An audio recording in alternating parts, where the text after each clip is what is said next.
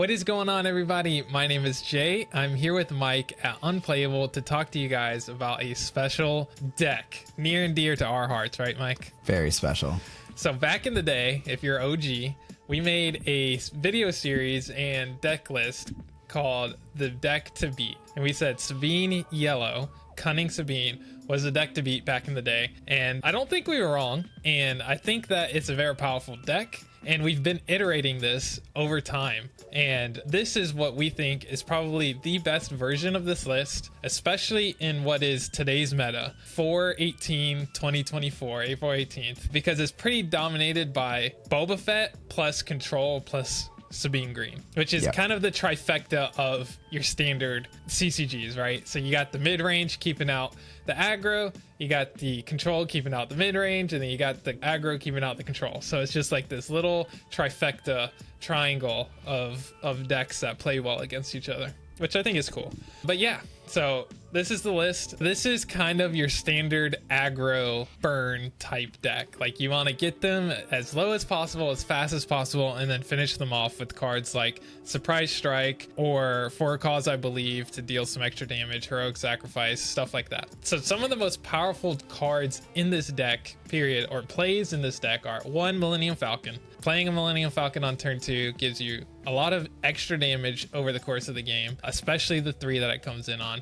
It's a 3/4 spaceship, which is not easy to deal with, right? Yeah, the most common answer to spaceships that people are playing is Consortium Star Viper, and it does not trade into Millennium Falcon. No. And there are some pretty cool plays that this deck can make against that if you like lead with an A-wing and they kill your A-wing and stuff. So we'll get into that a little bit later. But exactly. This deck does have a very strong space presence in general. I think it's very viable in this deck to just go space, like do the space race. You play A-wing, Falcon, Wing Leader, another A-wing plus red 3. Like, you could just go all space, and then once they kill your Falcon, you just play another one. Or like waylaying Falcon doesn't feel good because I could just play it back down and it's ready, so it's not really keeping the tempo off. So there's a lot of matchups where that is the goal, and that is the plan, which is very cool that you can do that in this deck. Jay, what are some of the best things that you can do on turn 1 in general? I mean, like, what's your best opener here? A-wing is very strong. That's the aggro 2-cost card, you know what I mean? Because it's space. There's not any like ambush cards outside of ECL. There's no like ambush space units that can come out and deal with the A-wing on turn 1, so you're guaranteed 3 damage if they're not playing ECL. Sabine ground unit is also another very strong one, because that's a unit that has 3 health, so it doesn't just die to a 2 strength, but also swings for 3 because of the ping. Those are probably the best 2-drops in this deck that I'm looking for. Basically, in my opening hand, especially if I'm trying to lane dodge, which means go into the other lane from what my opponent plays their unit, then having an A-wing and a Sabine in hand is like the perfect, like, you go space with a 7th Fleet Defender, or not 7th Fleet, but like Cartel Spacer or whatever, Inferno 4, I play Sabine and I'm happy. Yeah. Turn 2, you want to go Falcon if you're able to. Going Falcon is always viable. It's one of the best cards in the deck, I already mentioned. The other option is like Fleet Lieutenant. Fleet Lieutenant, swing for 5 with your A-wing or Sabine or whatever it is. And then you want to follow that up with Wing Leader on the Sabine flip turn, because you're going to be at 3 resources because you got Falcon out. You had to pay the Falcon tax. So you're sitting on 3. You'd be able to flip out Sabine and give her the 2 experience. Giving Sabine 2 experience is so impactful in so many of these matches. One, because it takes her out of range of lots of units and lots of removal pieces, like Force Choke, Takedown, stuff like that. If you can follow it up with Metal Ceremony, 0 cost, give 3 things experience, it's just, that card is pushed. Yeah, it's real good. All right, so that's sort of all the way up through the Sabine flip turn, the ideal line that you want to take a lot of the time. But what about after that? Once Sabine flips, maybe your opponent has managed to deal with a bunch of your units. How do you close it out? Obviously, you got K2SO, punishes control decks for being control decks, deal 3 damage. Plus you have For a Cause I Believe. For a Cause I Believe is just sick. And this deck has the only 3 cards in this deck that are not heroic are Surprise Strike, which you're dealing 3 damage with, and it's totally worth having in your deck. So Surprise Strike, and then in the sideboard, we do have Wolf, which is also non-heroic, but we only have 2 of those, and he comes in very specific matchups, so he's not always in the deck.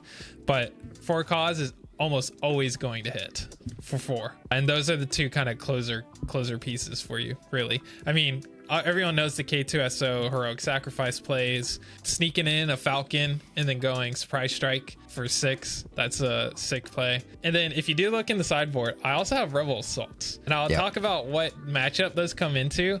But Rebel Assault can definitely close a game for you, being able to swing for 2. Spicy out of aspect card that absolutely can crush people. Yes, I've seen it happen. It's definitely good. Let's talk about a couple of the other cards here. So you have Leia. Leia is super good because it gives you board state while also slowing your opponent down or just kind of ruining their game plan. For example, Han, being able to tap a Han down on their 5 to 6 to 7 turn, keeping them off of 7 that turn is super good. Along with Boba Fett. Boba Fett is all about the spike turn. Being able to tap down Boba Fett with Leia is very impactful, especially if they sculpt their hand to be that turn, and then it's like they have a really crappy turn because they expected to be able to use Boba Fett and get to 5. So you can definitely catch him off guard being able to play a Leia like that. We have Spec Force Soldier. Spec Force Soldier somehow always finds his way to make it into your hand at the perfect time. That's all I'm gonna say. That's all I'm gonna say. Maybe your hand.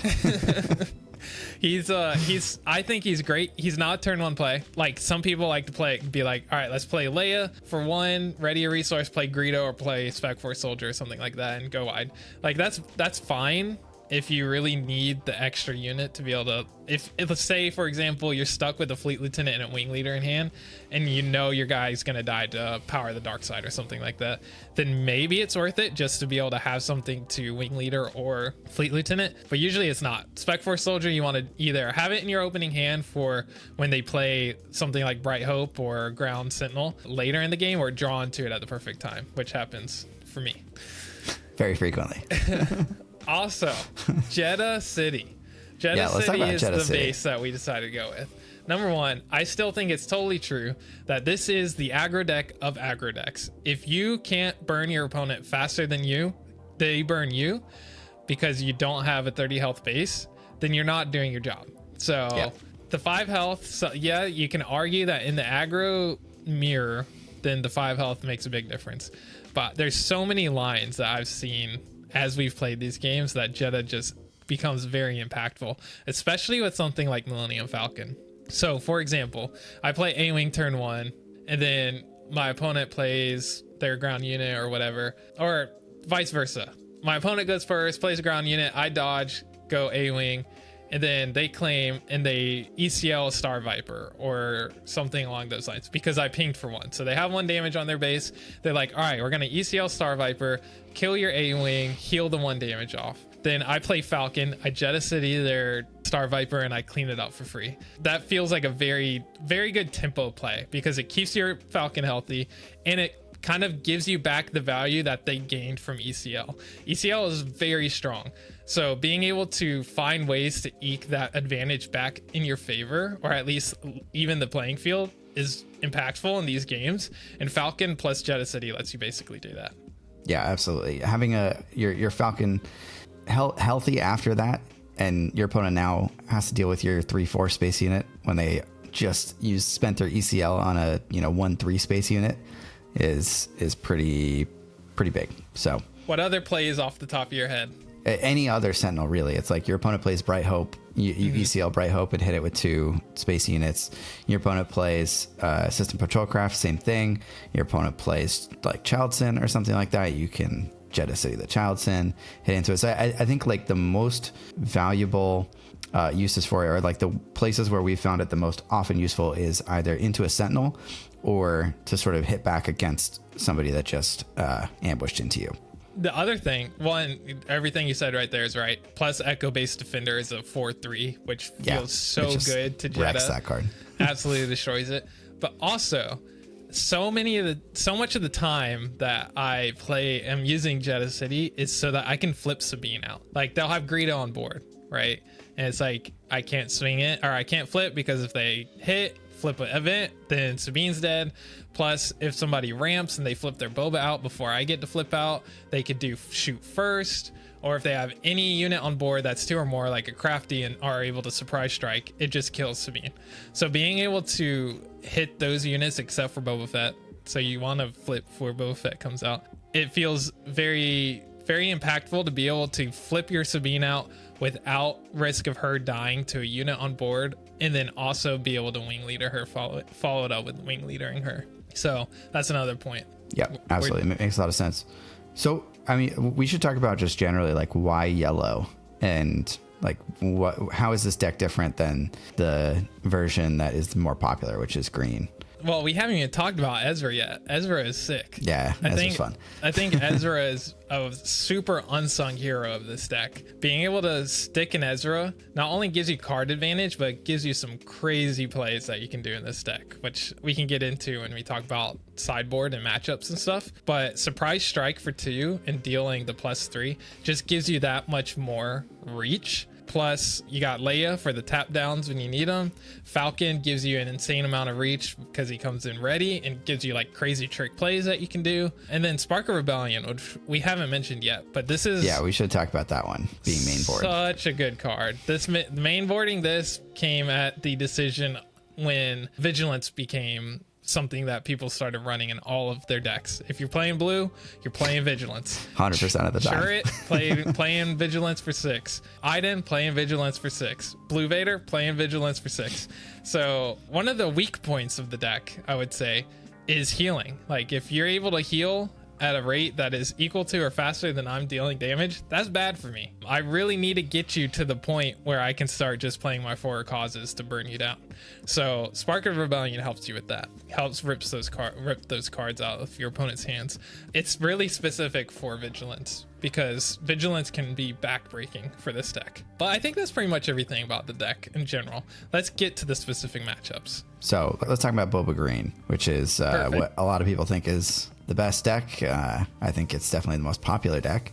Yeah, so, Boba Green. So what's the game plan against Boba Green? One of the best game plans against Boba Green, if you can shape your hand to do it, is to go all space. Keeping them from being able to play SLT or Super Laser Tech and defeat one of your units, or not even defeat one of your units, but swing in and ramp is very strong. Like I never want them to be able to use their SLT pretty much until I say they can. Yeah, I think that's just general good advice against Boba Green.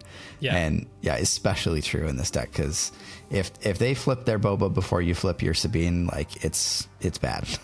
Yeah. Downside about going against Boba Green and trying to do the space race.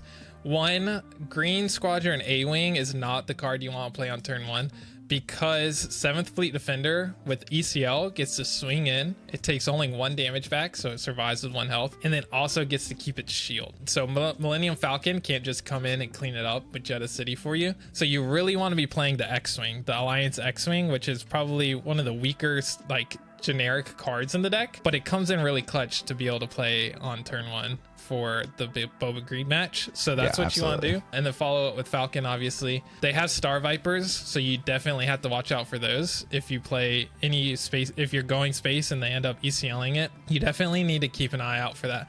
I played a game against Bobby from KTOD, and I played a X-Wing turn 1, and then I had initiative, so I went ahead and I used my Fleet Lieutenant, swung in for 5, and then he ECL'd his Star Viper into my thing. I had Falcon in hand, so I could have done that first, but I made the mistake of just trying to get the damage in, and it really bit me in the butt. So number 1, play Falcon if you can. Number 2, watch out for those Star Vipers. Yeah, and you also don't want to go into ground. Like it is tempting to play the Fleet Lieutenant there, but then you're also giving the Boba player something to run their Super Laser Tech into. Yep. What else? Definitely look out for the barrages. It's very hard to... So, Spark of Rebellion. Spark of Rebellion is great to rip barrages from Boba Fett. The only thing you have to look out for when you're trying to play Spark of Rebellion is if you play Falcon on turn 2, you're only having 3 resources on the turn 4 play. So it's very hard to play Spark of Rebellion and progress your board state. So if you're playing Falcon, you're probably not playing Spark of Rebellion because you would much rather play a 2 cost and a 1 cost, or just a 3 cost instead of play Spark Rebellion in that situation. I know it sounds weird, but it's like if you can Leia, ready a resource, then play Spark, that's probably really good. But if you don't have a 1 cost, which there's only those 2 in the deck to be able to do that, Spec Force Soldier and Leia, then it's going to be really hard to play Spark Rebellion. It's kind of almost like a non-bow between Falcon and Spark, which feels bad. But to be fair, Spark is really only here to rip Vigilances or Virages later into the game. You instead of playing Falcon, I think playing Red 3 is a viable option to play on the turn 2, so that you're going into the Sabine flip turn that you can play like a Green Squadron A-Ring plus Spark of Rebellion. It kind of stinks because you really want to wing leader that turn, so it's just the deck is a little awkward trying to play it on the Sabine flip turn, but it's not impossible, and sometimes it's totally worth it. So what are you sideboarding in for this matchup? Oh yeah, sideboard. I actually don't sideboard in this matchup. Not at all. Play the deck is exactly as it is. The deck is tuned for Boba. Yeah, it's tuned for Boba, and I guess that's the only deck that I don't sideboard anything for. No, yeah, that's the only deck I don't sideboard anything for, which I mean makes sense. Boba Fett's the most played deck, so you want to have your deck tuned for playing against a lot of those. Yeah, and of course, we talked through some of the play lines that are good into Boba, so just knowing those things and the pitfalls not to fall into will help you a lot in this matchup. Yeah. Agreed. Yeah, let's move on and talk about blue-green villain control. So this would be like Iden green or Krennic green or Palp blue, something along those lines. So you definitely have a similar thing where you don't want them to be able to use their SLT until you flip Sabine, which is fine, especially against Iden, because it doesn't get her to be able to flip out the same turn that SLT happens like Boba Fett does. But, I should mention that on the Boba Fett matchup, if you don't play Falcon, playing a Leia to tap down their Boba when it comes out, plus Spark of Rebellion to rip the OB from their hand is actually really good. So sometimes you don't want to play Falcon. And I think in the Boba matchup, it's probably the only time you don't. Because, as we're talking about now, blue-green, villain control, specifically Iden, you can definitely get Iden to where she doesn't have any units going into turn 5. So she doesn't get to play Overwhelming Barrage, which is really good for you, because then she has to flip Iden and then play it, which gives you time to use your units before it happens. So there's that. Sideboard, coming in from the sideboard into this deck, is going to be Wolves. You're playing Wolves to prevent healing. I am not good at playing Wolf, but sometimes it feels like it's pretty impactful and game winning when you're able to do it. One of the strategies is like get set up to where you can use 2 for a cause in one turn, play Wolf. I guess you have to have a lot of resources to do this, but generally being able to like play Wolf and then follow up with 4 cause, so that when they can't heal, feels pretty strong. But Spark of Rebellion is the game winner here. You have to play Spark of Rebellion on the 5 resource turn, which feels fine in this deck, because even if you still have Falcon out, you have 4 resources to be able to play a 2-drop or play Surprise Strike plus Spark of Rebellion. Spark of Rebellion to rip Vigilance is literally game winning in this matchup. That's how you win here, for sure. If they aren't playing Vigilance, this is an easy matchup. You're gonna win this 90% of the time, in my opinion. But if they are playing Vigilance, you actually can probably just lose if they're able to play Vigilance. Healing 5 is super bad for this deck. So being able to play A-Wing or Sabine plus Spark of Rebellion is literally game winning to keep them from being able to heal the 5. Yep, absolutely. Any other sort of play lines or System Patrol Craft is in this deck, and that one kind of stinks to play against, but sometimes you can get lucky and do things like have Falcon out, Jetta their System Patrol Craft, play Red 3, and then Falcon is able to trade up into the System Patrol Craft without taking any damage. Or if you get, you can wing leader Green Squadron A-Wing and be able to make the trade.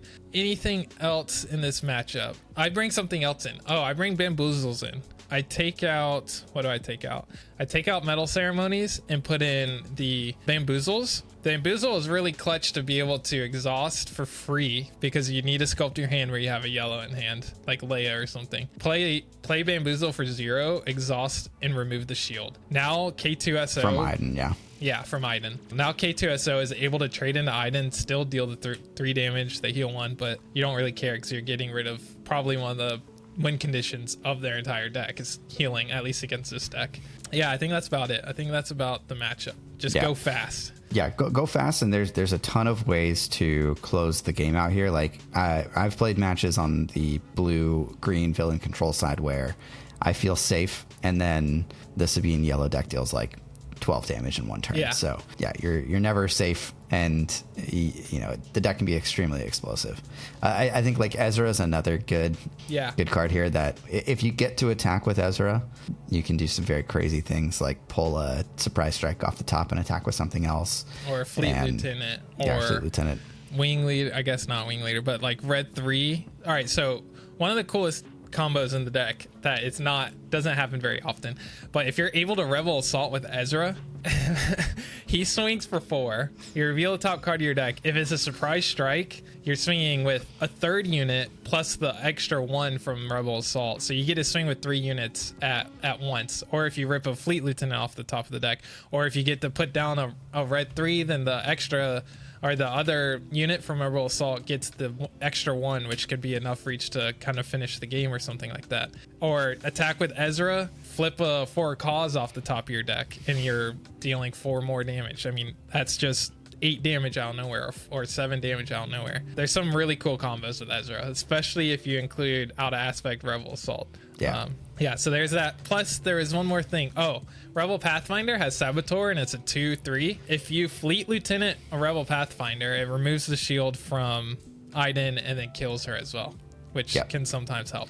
Yeah, if you can set that up before Iden flips, and you make it awkward for your opponent to flip Iden, that's a good thing for you.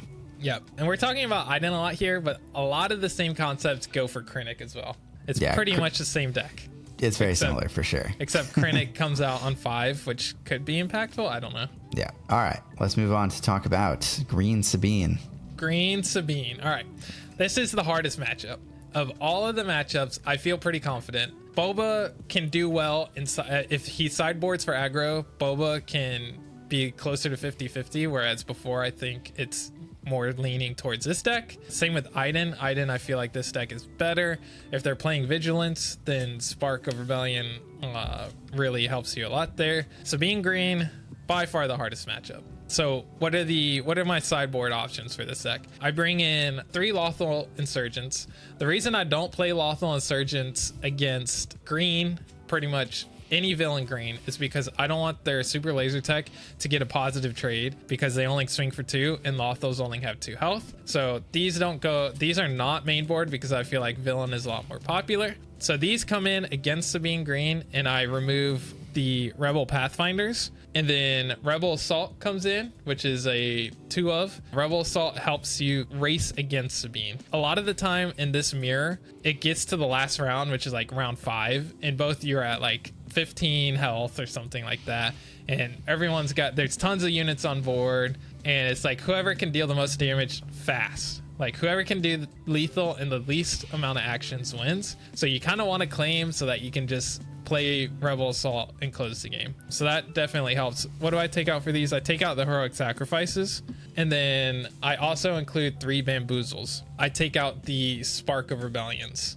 for the Bamboozles, because sometimes they're confident. They're like, he spent all his resources, let's wing leader my Sabine or an A-wing or something like that, and then you're like, 0 costs, discard a Leia, play Bamboozle for 0, exhaust your Sabine, and remove the experience counters, which feels really good. I think this deck's faster. If they don't get lucky and get their Sentinels, and you are lacking like Spec Force Soldier, then this deck is definitely faster. But sometimes they can race. If they get a Dodonna on board or a red 3 on board and you don't deal with it, then they can definitely race you. If they draw their Rebel Assaults and they have a lot of units on board, they can definitely race you. And if you don't draw your Spec Force Soldiers to punch through their Sentinels on the turn when it matters, I think that's another way that you can lose this matchup. So I think keeping a Spec Force Soldier for the inevitable Sentinel, which is either usually Bright Hope or Echo-based Defender. Bright Hope sometimes comes in after game 1, so maybe a little bit less important in that match. But yeah, Spec Force Soldier, huge card, because it allows you to do things that your opponent didn't think that you'd be able to do. So they also have ECL.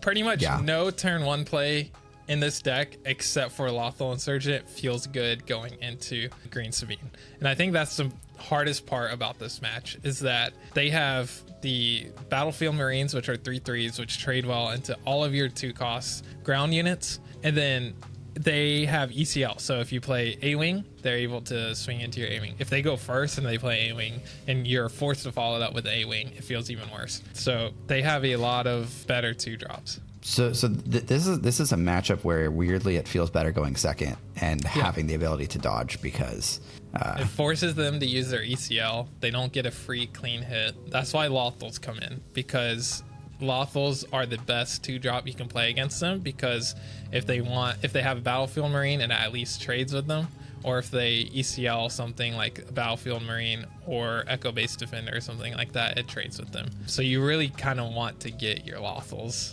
to start this game. Yeah, playing a Sabine turn 1 and getting it ECL'd by a Battlefield Marine feels really bad. Yeah, so you're definitely better off playing X-Wing or A-Wing turn 1 instead of a ground unit, because you can follow it up with Falcon, Jetta their thing, and kill it. So I definitely recommend going space if you can as your turn 1 play, unless you have the Lothal Insurgent in hand, then that's fine as well. Yeah, you can also use Jetta proactively in this matchup to prevent your opponent from dealing 4 to you in certain spots, which potentially puts you ahead in actions in terms of how fast you can kill them versus how fast they can kill you. Yeah, basically, like Jetta, even in the aggro matchup, and I'm just using it for -4 to keep my base healthy, you're really only losing 1 point of value there. Yeah, it's a 29 health base. So yeah, it's basically a 29 health base in that situation, right? So I think it's totally worth the 1 point to have some of the plays that you get here. Like they play Bright Hope, you have an A-Wing on board, you're able to Jetta their Bright Hope, swing with Falcon or play Falcon, swing with A-Wing and Falcon, and defeat it without taking any damage. Feels really good. So yeah, Spark of Rebellion is not a card that I've ever even played in this matchup. So like if you did, then maybe like Rebel Assault is the card you're looking for. Is the only thing I can think of, or maybe a Sentinel, a good Sentinel. But most of the time you don't have the space to play it because it's such a tight matchup. This is the tightest matchup I've played of any decks in Star Wars Unlimited. It really is on a razor's edge. One other play that you do have to look out for is if they haven't used their ECL yet and you wing leader your Sabine, they could fairly easily Steadfast Battalion ECL into your Sabine to kill it on the following turn. So yeah, absolutely. Something to keep in mind and watch out for, try and play around. Yeah, more often than not, I'm attacking with my units before I do anything else on the turn. Like getting that damage in is what you want to be doing. Yeah. If you have a Fleet Lieutenant in hand and that's your play for the turn, play it on the first guy. If you have a Surprise Strike, attack with it with the first guy, because the chances of losing a unit is high, and you don't want to be stuck with something like Surprise Strike or Fleet Lieutenant and no ready characters. Yeah, it feels like this matchup is all about like damage now. Yeah. Like whatever you can play in your hand that gives you the most amount of damage immediately is often the right play. Yep. Hardest matchup, but not unwinnable. Yeah, absolutely. All right, let's move on to another popular deck right now, which is Cheer It Red. This one is easy. This one's cake. I mean, really, they're just too slow. It's the same name of the game because Turret Red's playing Vigilance now. Like, you have to get your Spark of Rebellion and play it on the 5 resource turn so that you can rip their Vigilance. If they have a second one in hand, that stinks. But in Swiss, they don't have deck lists, so they don't even know if you're playing this card. And most people aren't playing this card. So they're not, like, if they end up with 2 Vigilances, there's a good chance they resource one thinking they're fine because they'll play this one and it'll work out. So you can definitely rip Vigilance from them. Plus, like, the healing in that deck, there is a decent amount of healing. They have Kanan, they have Yoda, but cards like Leia actually come in super clutch in this matchup. Being able to exhaust a Kanan or exhaust a Yoda before it gets to restore 2 is really good for you. You could bring Wolf into this matchup. I don't think you need it. I feel like you win this game way faster than they're able to, like, stabilize. So there's that. Let's see what else. there's a couple things working against them in this matchup, I think, which is that number one, they don't have ECL, so it's a little slower for them to react to your stuff. Generally, I think the space arena in this deck is like kind of mediocre. Like they have A-Wings, they maybe have System Patrol Craft, but and Restored Arc, but yeah, not a ton else. And your ships trade into those pretty well if you need to.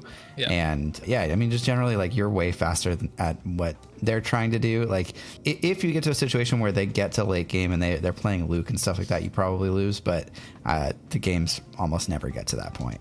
And even then, you still have so much reach. Yeah. Another reason I advocate for Jeddah City is because this deck runs Tarkentown, and I play Falcon turn 2. I Jeddah their Arc, kill it. I don't take any damage, so they can't use Tarkentown to kill my guy. It just keeps your unit alive and out of range of Tarkentown, which is so good. Like, Jeddah City is clutch, guys. I'm telling you right now. Yeah, everybody's sleeping on Jeddah City. Y'all sleeping on Jeddah City, coach. Y'all sleeping on it. All right. Anything else about this matchup? I mean, it's pretty. Do you sideboard anything in this matchup? You said maybe Wolf. Not Lawful Insurgent because they have Make an Opening.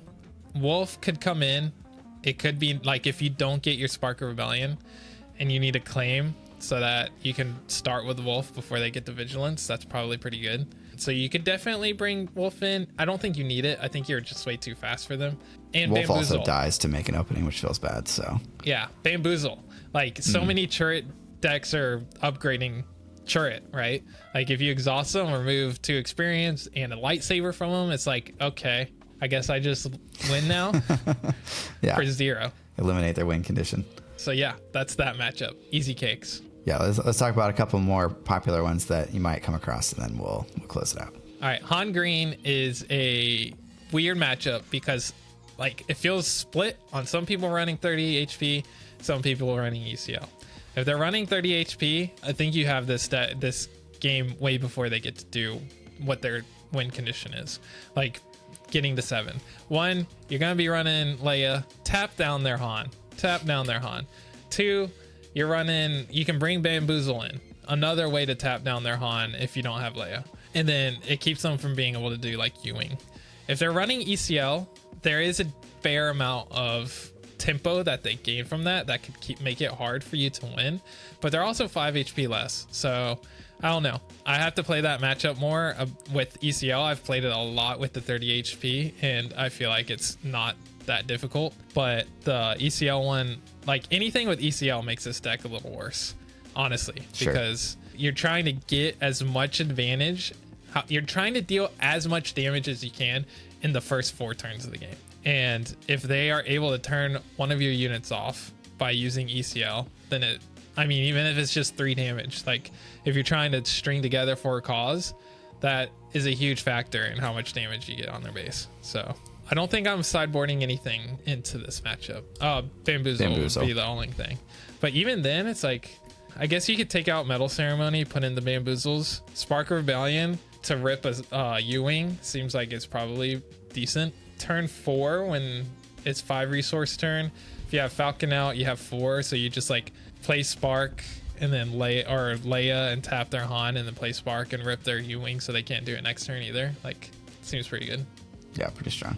Last one we're going to talk about is the newly popular Iden Red or Vader Blue. Yep. Like, hard control. In general, control is you win against control because you just have so many threats and so much burn. In general, there are some control decks, like running Vigilance is very strong against aggro. Iden Red just completely controls you and doesn't let you do anything, right? This matchup, I'm trying to remember some of the plays that happened in this matchup. It's similar to regular green Iden. Like, you just want to play Spark on curve. Yeah, you need to play Spark to grab their Vigilance. Yeah, I actually think even in this matchup, like, you almost need to rip 2 Vigilances. Yeah. Because this deck goes way longer. Goes so long.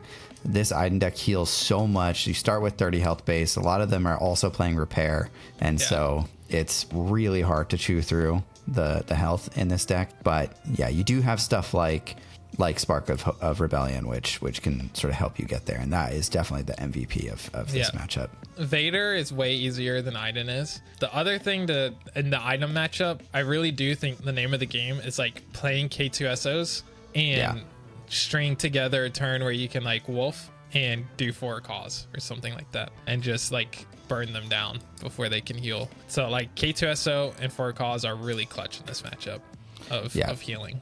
So you're bringing in wolf for this matchup, or are you bringing anything else in?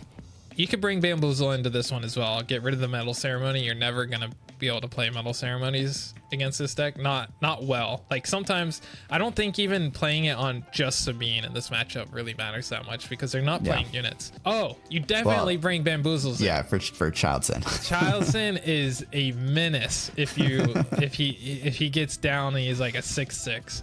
So the 2 things you keep in mind when playing this matchup: 1, Child Sin, or the 2 plays you have against Child Sin is, if they play it, you need to have Bamboozle, and you just bamboozle that guy, and he becomes a 2/2. You attack with Sabine, kill him, and ping a damage to their base, and they cry. Yep. If you don't have an answer for Child Sin, he's not easy to deal with. The good thing is you have Jeddah, so you can play Jeddah, attack with what you have on board, probably Ezra if you're lucky, and then flip Sabine and deal some damage that way.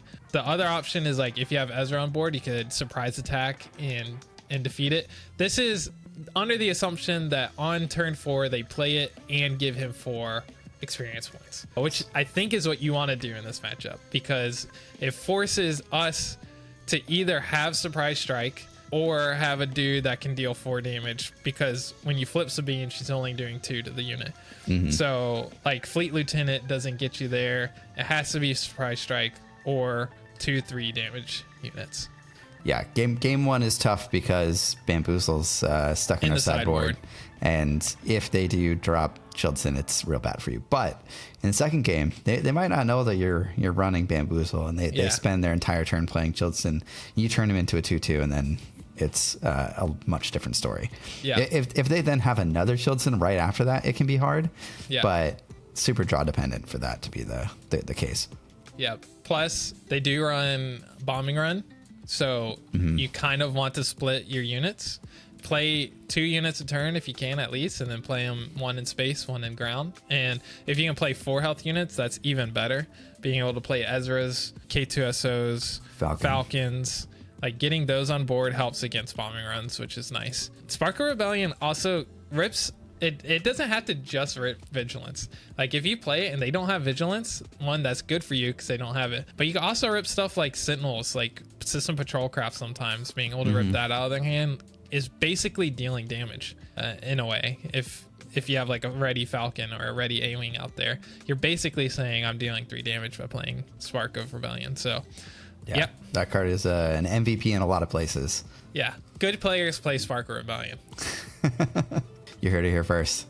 All right, well, that's our look at this Sabine yellow deck. Let us know what you guys think about the deck in the comments. Very in detail. Yeah, very, very in detail look.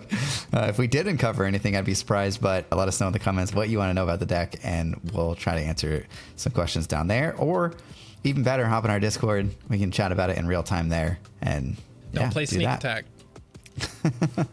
Bye.